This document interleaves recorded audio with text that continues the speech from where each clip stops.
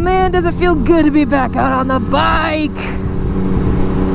Woo!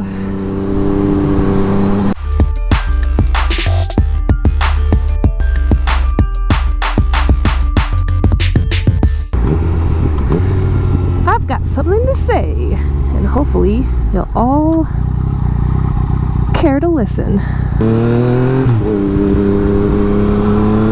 I wasn't planning on going to the gas station today, but my bike had other ideas. This little tiny piglet of a bike, I like to call it piglet because it's pretty maneuverable, just is such a gas hog. I mean, yeah, it's a gas hog. I'll just leave it at that. Super quick and maneuverable gas hog. In other news, I want to get a shout out, holla to my girl, Lay the Rogue, who's over in Florida. She's doing great things, moto vlogger, female moto vlogger at that. Give her a subscribe, people.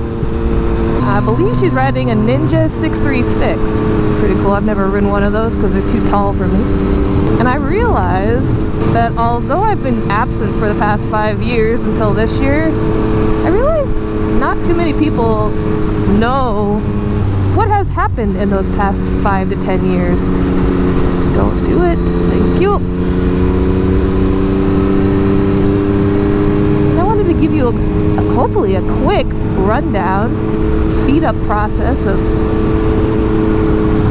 Oh, I've taken the wrong route, but oh well, I'm taking the fast route. Fast and fun route, I should say. I should have taken a ride down that road. Anywho, just wanted to give a rundown of what has been going on in my life for the past 5 to 10 years. And maybe I'll start off with the beginning because I might not have even stated that whole part of my life. How I got into motorcycling. Should I start with that? Or should I go all the way back to when I was a little baby? I'm just having so much fun taking these twisties.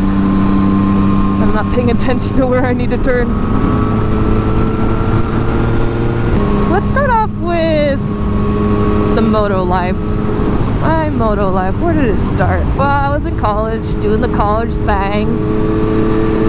I should back it up just a little bit, I'm in high school. Not really liking my life really a whole lot. I just had a feeling that I was kind of just going through the motions. Ooh, there's lots of dirt and debris. I felt like I was going through the motions, not really being outlandish, not being wild, never hit, you know, the house parties in high school, and don't have any stories about that time. I was a pretty good, if you were to have me as a daughter, you probably would have gotten the best daughter ever in their teenage years, because I didn't do a thing to upset. I tried not to do anything to upset my parents. Never stay out late. And if I did, for instance, like I was in the pit crew for musicals in high school, and sometimes the last night, usually the closing night, everyone gets together and has an after party. And during one of those times, I stayed out late, didn't have a cell phone, couldn't update my parents, couldn't let them know what was happening. So they got worried. That was like the only story I have, and it wasn't even a very cool story. Not like, oh, I got into an accident and couldn't call my parents to let them know or anything. No, it's not a cool story like that. I had never...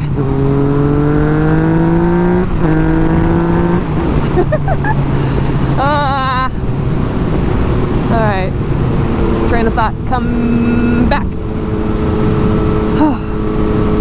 So all throughout high school, I was pretty much under my parents' roof. Didn't want to upset them. Never had any big goals or plans, ideas, nothing. I just wanted to get through life just to get out of my parents' house. So finally, when I went off to college and I was able to see how free I could be, that my eyes started opening up to a whole new world, no pun intended, a whole new world. And I started dating. Well, I started dating in high school, but I didn't really seriously start dating until I got into college. And one of my college boyfriends rode a katana And it's a Suzuki Katana for all those who don't know what a katana is. I live in the outskirts of nowhere, which is probably what you're not used to, because I used to travel Portland all the time. The story. Dated a dude who had a katana.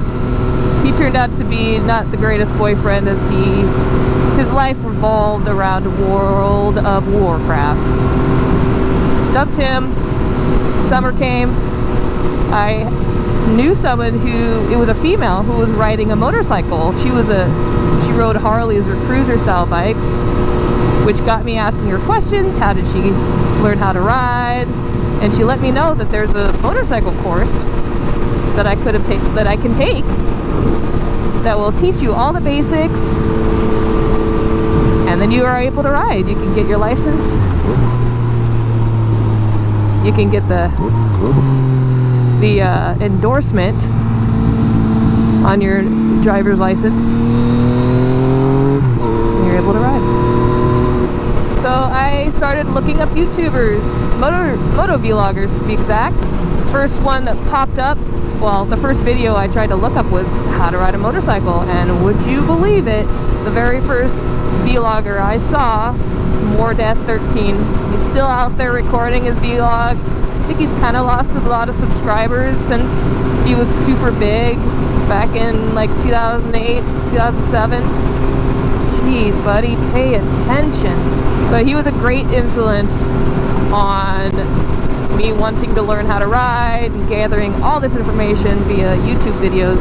Shortly after that, I bought my first motorcycle. 2 months later, I took the motorcycle course and I was able to ride. So that was the summer of 2008.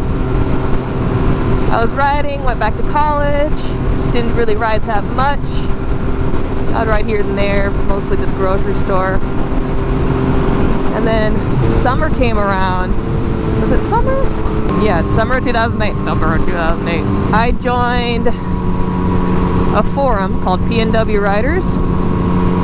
And they had a coffee. Every Tuesday they would have a coffee meet. It was called Tuesday Night Coffee.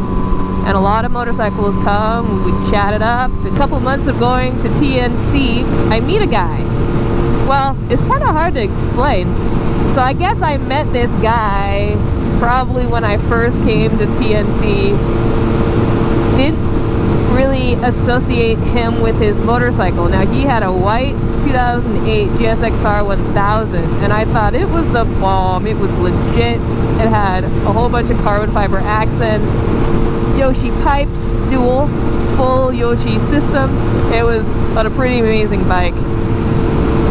Never put two and two together, so we would always hang out. And one night after getting off of Regal Cinema's paycheck, they asked me if I wanted to hang out with them later that night and go to the clubs down in Portland. So I said, sure, why not? We went to a place called Life O'Reilly's in Portland. The guy who actually invited me to this thing was not the guy with the Gixxer. He actually had a Hayabusa. And I also rode with another friend who I can't remember what kind of bike he had before, but then he had a Repsol, a Honda CBR Repsol 1000, and one other guy. Go to this club. They have pool tables at the basement. We're all having fun, getting drinks, buying drinks, and this one dude, the white Gixxer dude, is buying me drinks. And I'm like, okay, cool. I could do some free drinks. I'll do it. I'll take them. But at this point, I still have no idea. Oh my god, there's a line.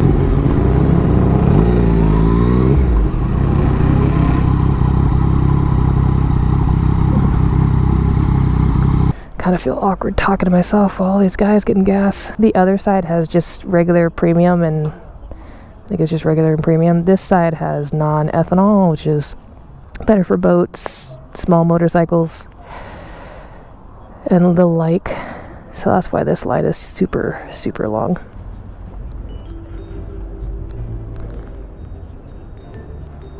That pump's not working. I gotta back up here. I'll be out of the way in just a minute, man. Okay. Sorry about that. It's okay. Have a good day. Thanks, you too.